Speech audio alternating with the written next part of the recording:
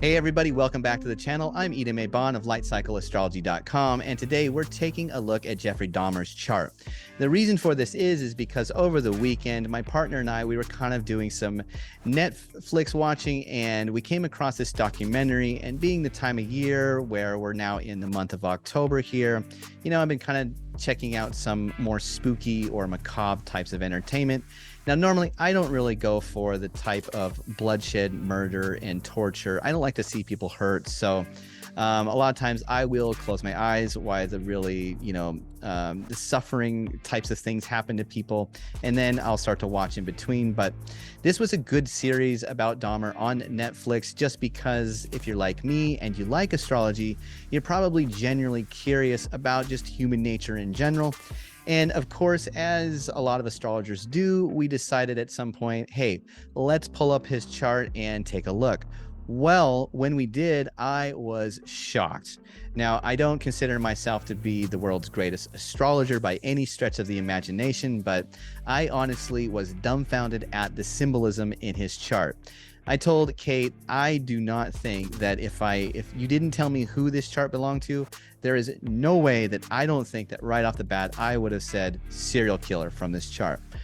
It was baffling. For one, there were a lot of good placements in Jeffrey Dahmer's chart that you just normally would think of as being like somebody that's going to be doing good things out there in the world. So that is obviously not the case. So anyway, I thought instead of doing a regular aspect video today, we would take a look at this. Now, I do plan to make the full moon in Aries video by the before the end of this week here, and maybe take that through the houses so that you guys can get a sense of what the full moon coming up is going to be all about. But for today, I thought we would just do this. I thought maybe some of us out there might be watching this series on Netflix as well.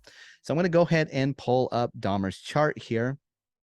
And so, okay, so he was born May 21st, 1960 at 4:34 p.m. and it is saying that the AA rating for this is pretty decent, so we should have an accurate time on this. And the birthplace was Milwaukee, Wisconsin. Now let's just go through the chart, because like I said, this chart really baffled me. But one thing that I think it's really important to keep in mind, one of the reasons I'm actually decided to make this video is because a lot of times I think we can get we learn the symbolism of a planet or of a sign, and we sort of, after a while, kind of narrow in on a few key words or a few ideas or concepts that make sense to us. And I think we always have to remember it's important to practice turning the jewel, as it were, because divine symbolism or divine language, it needs to be able to express itself through an infinite and unlimited multivalent way. What I mean by that is that an archetype is a broad range of aspects that can be talked about. So for instance, if you have the sun can't just be a symbol for your spirit or your soul. It has to be a symbol for your spirit, your soul, your vitality, potentially your father or a parent, potentially what you do in terms of talent or an image, an ideal that you have that you want to build your life towards, an ambition, a direction that you go in, a plot. It can have to do in the world topically with authority figures, kings, judges, bosses, police, anything. So you can see right off the bat, what did I just list off? Like 20 different or 15 different significations for just the sun.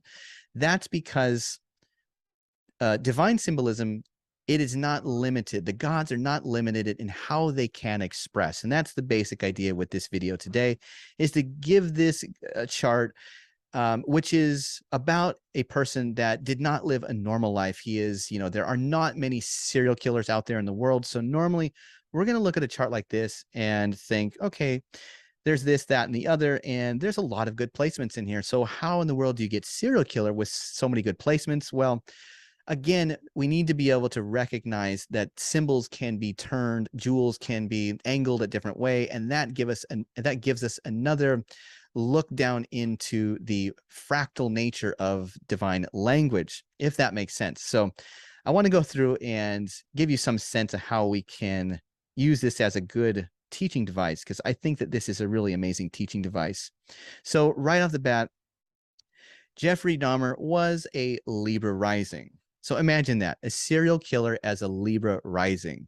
Wow, right? You're not, you might think Scorpio, or I don't know what you would think. I don't want to offend anybody, but I don't think Libra, it's like serial killer. The first house and the ascendant, that's always going to represent the character of the native. That's going to be who they feel like they should play on the stage. Should they be a good guy? Should they be a bad guy? Generally speaking, you're going to think Libra rising is going to be that articulate, refined, Venus ruled kind of lover, right? He's going to get into a relationship, have a long-term, marriage, have some kids, be the family guy, so on and so forth. All the tropes for Libra.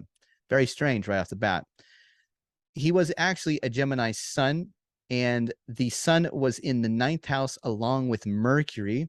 Well, Mercury is in one of its temples. So again, normally a planet in its own sign or in one of its own temples is going to be generally a really good planet. The 9th house, also a good house, because in ancient astrology, the whatever was connected to the ascendant by a positive aspect, like a trine or a sextile, generally considered to be a good thing. So that is strange. Again, you would think, okay, maybe if the sun and Mercury are in the 8th house, that makes more sense, right? Not so in this case. Okay, another thing that's interesting is we have Mars in Aries in the 7th house here. Again, a planet at home. Generally, we think of those significations as being more more working in line with the planet's nature in its positive aspects rather than its like shadowy side. So again, it's a little bit like, wow, why? Venus in its own temple in Taurus in the 8th house. Again, another planet at home. You're going to be thinking after a while, like, what is going on? This is actually looks like a pretty good chart here.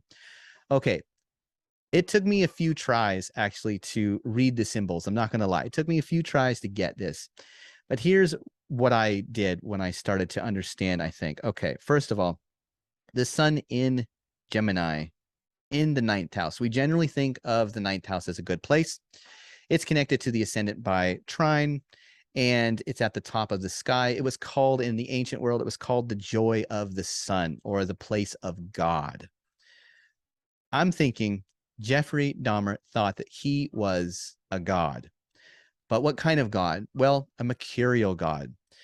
Mercury is the planet associated with magicians, with magic, with chaos, with this time of year that is leading up to the summer solstice.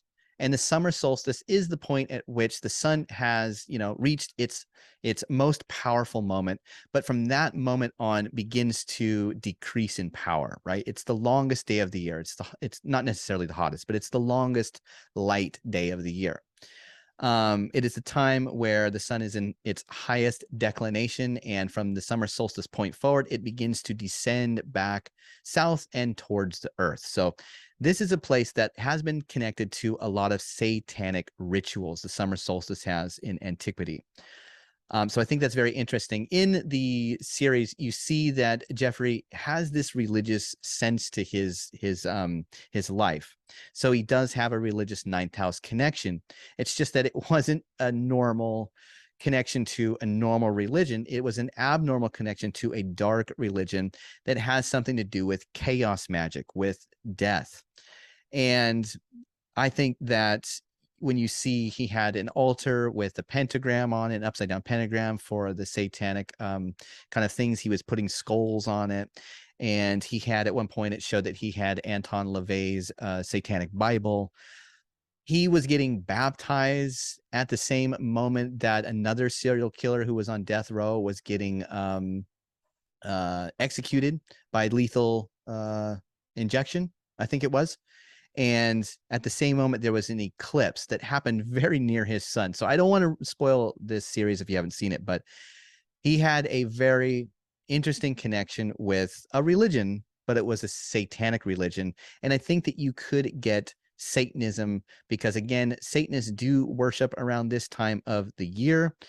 I think that somebody that's going to kill people might think that might fancy themselves as sort of a god within themselves and unaccountable to a higher power. Maybe he thinks he is the higher power with the sun in such a potent place like that. Mercury, a god of chaos, a god of magic, a god that is always coming before the times of year that is Mercury's job is to deconstruct the sun, deconstruct the light. So he precedes us going into dark parts of the year. At the summer solstice, it's waning from the brightest moment of the year down towards the fall. In Virgo, right before the fall equinox, we're entering into the dark half of the year. So Mercury is a god that has to do with moving us into the underworld.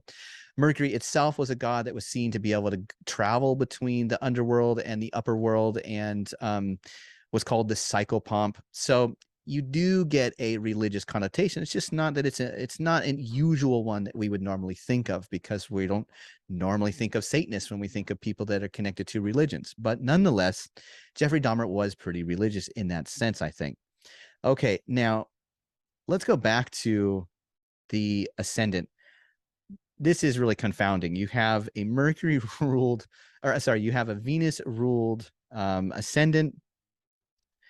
Libra, you're not thinking a serial killer is going to be this, like, fair and just family guy Libra archetype normally.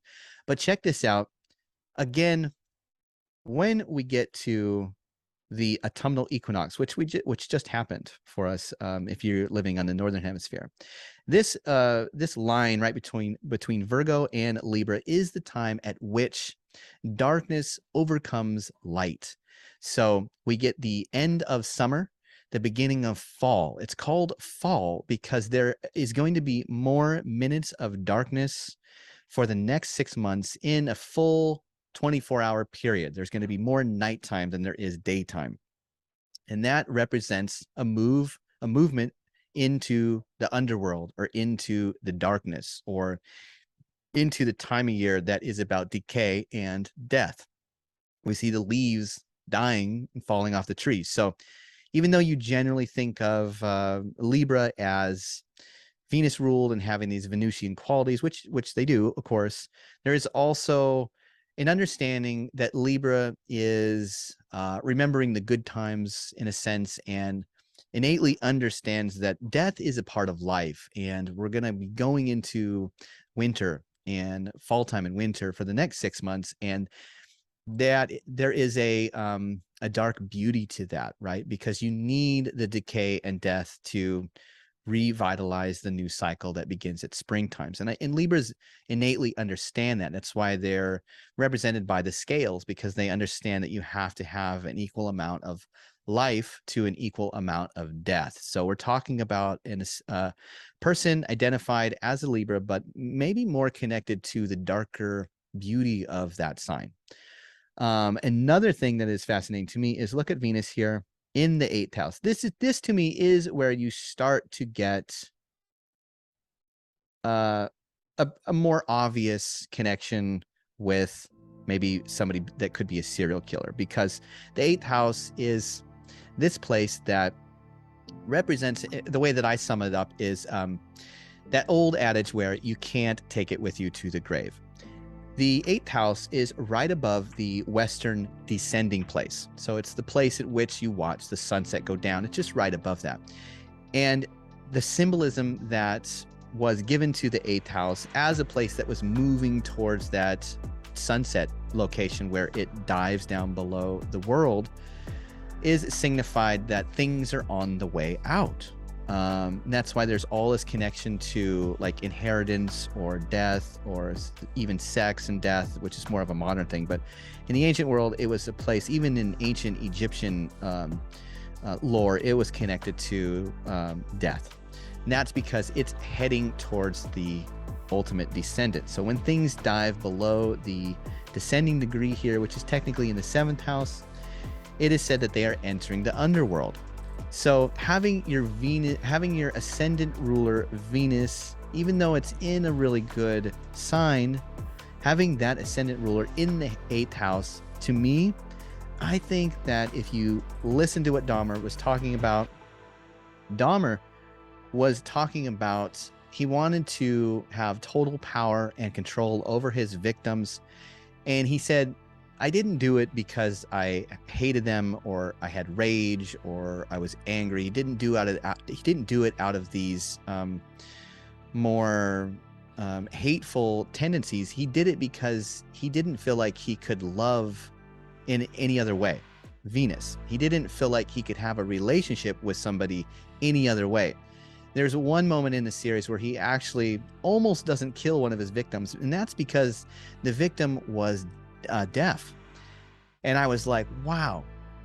Even when he finally meets somebody that just has just a slight impairment, it's leading towards, you know, a person in his life that is easier for him to deal with because he's not fully capable. So I think Dahmer took the lives of people that he was attracted to because he didn't know how to handle them if they were still going to be animated by the spirit. So he wanted to take the spirit away. He wanted to remove the spirit, right? And just be in relationship with a dead corpse. So he would keep the body parts around him. He would save the skull. I don't want to ruin it for you, but he essentially, he did it. He said he would choose his victims based on how attractive he thought that they were. So you could see the Venus connection here, but it's in the 8th house. He wanted to have a relationship with the mortal remains because essentially when they're not alive, it's easier to love them. He didn't know how to love in a normal way because he had problems like that. So I think that you could see the 8th house as really, really being a big part of, you know, of having that ascendant ruler there like that really speaks to maybe the more extreme behavior that he exhibited. Normally, if you have Venus in the 8th house, you know, like I said, we don't get a lot of serial killers out there. So normally you're not going to interpret a chart like that, but you need to be able to know how to do it when you're looking at somebody that does those unusual extreme things, because the gods need to be able to speak, you know, in a multivalent way, because we have multivalent things happening that are not just inside, you know, the normal things. So that is a big part of it. Now, another big part that I thought was really fascinating is this whole 7th house situation. Look at this. We've got Mars in Aries. Again, we go back to this concept. Normally, a planet in its own temple. Mars belongs in Aries and Scorpio. That's where Mars calls home. You're going to think Mars is going to be a little bit more productive, a little bit more enacting the positive qualities of its nature and less likely to go more towards the shadow or troublesome qualities of its nature. You're thinking, how does this happen? But if you think about the 7th house was a place of relationships and death in the ancient world, both because planets were descending below the earth, and that represented death. And it was relationships because the 7th house is opposite to the 1st house. And so if the 1st house represents us or the native, the opposite of that must represent other people that are kind of opposite to us. So there's a dual meaning to this house because it represents both people that we're in relationships with, but also it represents this part of nature that descends below the earth and has some connotation with finality or death or surrender. It also has an ancient connotation with pleasure and sex. He, over and over again, Dahmer said that that's how he got pleasure, was to kill people. And he, you know, wanted to keep them around. He even got, there's a word for this, I don't know, but he even had, you know, sexual fantasies about the organs of his victims. And I guess there's a thing with this. He became a cannibal. You can see this whole theme is surrounding death, but also partnership, pleasure, sex. It's all there. These are all significations that we normally associate with the 7th house. But when you have a 7th house that is being occupied by a planet of death, ruled by a planet of death, Mars. Also, you have the moon here right on the descendant degree. Look at that.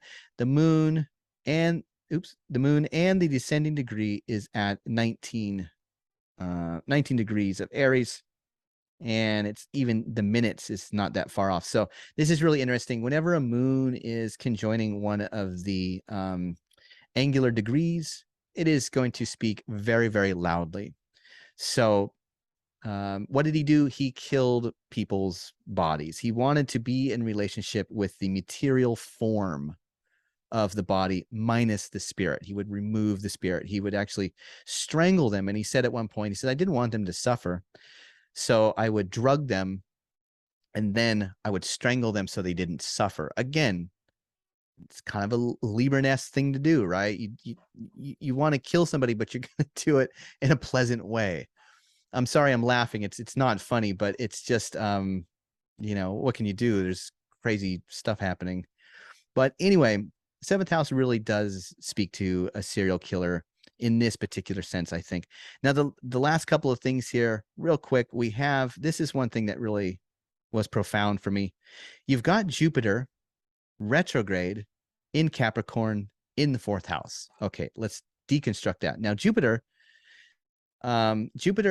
is exalted up here in the sign of Cancer. So the reason for that is because Cancer is related to the moon and birth and motherhood and life returning. And Jupiter is said to be exalted there or lifted up or celebrated there because Jupiter is a planet of fertility in the ancient world. So in the summertime, there you can have a lot of fertility going together with birth. And so that's why Jupiter is said to be exalted there. So Jupiter does not like to be in Capricorn because it's the opposite to that. In Capricorn, we're dealing with the time of year that is the beginning of winter. It's the darkest point of the year. Jupiter is very close to the darkest point of the year too. Actually, it would have been really like 2 degrees away from the winter solstice. This is a very powerful location to have a planet. It's at the bottom of a chart in the fourth house, a house that was having to do with the grave. Okay, here's why. It's the place that is directly below your feet when you're born. That's why it has a connection with the parents, specifically with the father, because the fourth house represents the support that is the support for everything we do in life, because it's like the ground that we stand on. It supports us physically. It supports us as the world, but also our parents are the thing that support us when we're young. And we learn a lot from our parents. Now, having a retrograde planet in the bottom that is depressed because it's opposite to its exaltation place is not good, because Jupiter is a planet that normally gives us a sense of hope and faith. So we are getting hope and faith from Jupiter. But when a planet goes backwards, it can reverse the significations that it is intending to bring about in our chart. So for instance, Jupiter normally goes forward. It normally signifies hope and faith. When it goes backwards, it might take back that hope and faith. That's bad enough. But then you get this planet that is taking back or removing the hope and faith that you would normally have. You get that in a sign that the planet itself is also said to be depressed in. Dahmer said he was often very, very depressed throughout his life. He didn't have hope. He said, I don't want to be evil, but I have no hope of being like normal. So if you watch it, listen for those key words. You can actually hear the astrology coming right out in literal sentences that he says. I had no hope. I didn't want to be evil, but it's just my nature. He's basically talking in symbols in the chart here. So one last thing, you can also see there's also this retrograde Saturn in the fourth. Now, again, we got a planet at home in one of its own temples.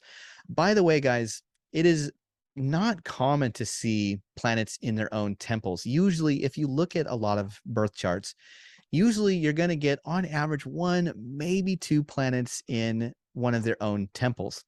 We have Mercury, Venus, Mars, and Saturn. That is an extraordinary amount of planets in their own temples or homes. So I think that normally I would interpret that as like, oh, there's a lot of planets at home. This is going to be a good chart. It's a good chart, but it was a powerful chart. It's good, not in sense, not in the way that we would think of good from our human perspective. It's good just in the way that you could see there's a lot of natural power. The man had a lot of natural power. So that is taken outside of the human context of good and bad or evil or what have you.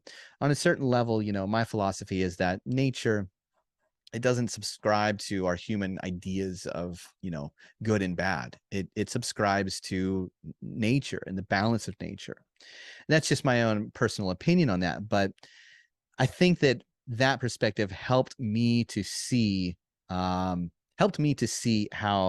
I normally would take this chart as being more of a good chart. But anyway, Saturn in its own temple in the 4th house. Again, Saturn was connected to death, and restriction and limitation and slavery and oppression. So having this oppressive energy at the bottom, I think also adds to the signification of somebody that could be a killer. Okay, there's one more thing. We also have this square that happens between both the Sun and Mercury and Pluto. Pluto, a god of the underworld. Pluto is in the 12th house, a house that is very dark and has to do with, being lost or shipwrecked or abandoned or isolated.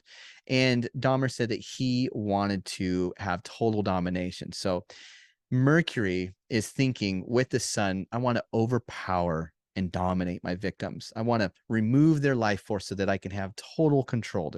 I don't have to take care of them. I don't have to do anything for them. I don't have to compromise with them. I don't have to acquiesce with them. I don't have to do anything. I have absolute and total control over them. I have absolute and total control over them. I think that's an interesting part of the chart. Now, I'm not saying that if you have this in your natal chart that you're going to be that type of person, but you may find that you have to contend with power struggles from time to time if you have that square. But generally speaking, you're adding up the whole chart to get this giant, cohesive signification that was about a person very extreme. So anyway, thanks for watching, everybody. I just wanted to sort of share that with you because I thought that was a very excellent chart to hone some of the skills for interpretation. We learn the symbols of astrology and we start to practice them, but it's also good to, practice seeing them in a different way so that we don't just get hung up on narrow interpretations and it gets hard for us to understand how to interpret things if a friend asks us or if we're trying to look at something in our chart, like a transit, for instance. So I think it's good to just practice unusual things. And so if you like that kind of entertainment, I suggest go watching it. It is pretty good. If you're like me, I just cover my ears and